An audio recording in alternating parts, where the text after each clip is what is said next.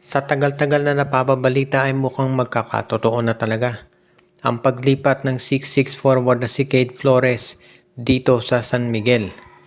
Matagal nang hinihiling ng mga fans ng SMB na magkaroon sila ng isang tunay na power forward. At mukhang mangyayari na yan kung matrade nga itong si Cade Flores dito sa San Miguel. Itong si Cade Flores kasi alam naman natin, matagal na yan doon sa wishlist o yung gustong makuha ni Coach Leo Austria. Marami nga nagsasabi dapat itong matagal lang napunta sa SMB at baka nakatulong na. Pero ngayon mukhang magkakatotoo na talaga at siya ibibigay na dito sa San Miguel. At ang magiging kapalit nito malamang si Jeron Teng o kaya si Andreas Kahilig. Sa ngayon kasi itong San Miguel ay napag-aaralang mabuti na itong si Cade Flores talaga magiging isa sa mga susi para makumpleto nila yung pagpanalo sa 3 corona dito sa darating na season. Kasi syempre, ito si Flores kung hindi kayo masyadong nanonood ng laro ng Northport, napakahusay nito bilang isang big man. Mataas ang basketball IQ, magaling umiscore at marunong din ito do sa mga mid-range jumpers. Kaya yung tipong yung laro nito ay nababagay na maging komplementary dito kay 8-time MVP Junmar Fajardo. Kaya naman, hindi na ako magugulat kung ito'y mamadaliin ng SMC na matuloy agad. Dahil syempre kung ikaw naman itong San Miguel at gusto mo na makuha itong si Cade Flores, abay ngayon mo na gagawin yan. Dahil syempre, habang meron kang oportunidad, dapat ituloy-tuloy mo na yan.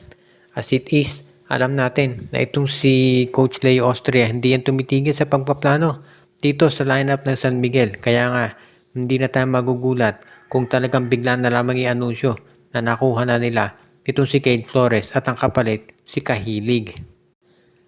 Ang NLEX Road Warriors naman ay isang team pa na abala ngayon dito sa pag-recruit ng mga players. Nabalitaan nyo na siguro na binigyan nila ng 1-year contract extension itong si Robbie Herndon. Isa yan sa mga stretch for scorers nila kaya hindi na nakapagtataka na ito binigyan ng bagong kontrata. Pero bukod dito kay Herndon, posible rin daw na makuha nitong NLEX Road Warriors.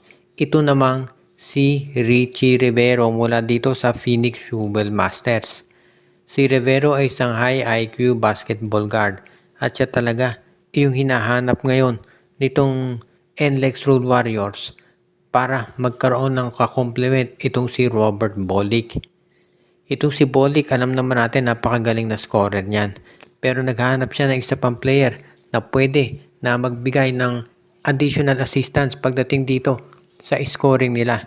Kaya nga hindi na ako magugulat kung itong si Richie Rivero talaga ay ibigay na rin ng Phoenix Fuel Masters. Ang pwedeng maging kapalit niya siguro baka si Enoch Valdez o kaya naman to si Cyrus Torres. Ibig sabihin nito, itong si Coach Jong Wichiko ready na magdagdag talaga ng isa pang player na masasabi natin na kapag yan ay nadagdag dito sa NLEX, mag-iiba at magiging mas mahusay na yung takbo ng kanilang mga plays. Kung kayo'y nanonood ng Phoenix Fuel Masters, nakita naman ninyo na mahusay talaga at may ibubuga itong si Richie Rivero. Kaya ito ay pwedeng-pwede talaga dito sa koponan ni Coach Jong Wichiko. Samantala naman dito sa Phoenix, alam nating maraming pagbabago dyan. At hindi na ako magugulat kung bukod dito kay Richie Rivero, baka may iba pang players dyan na mawala. At malay natin baka magpalit din ng coach. So, itong NLEX Road Warriors ay gumagawa na ng hakbang para sumabay doon sa mga powerhouse teams.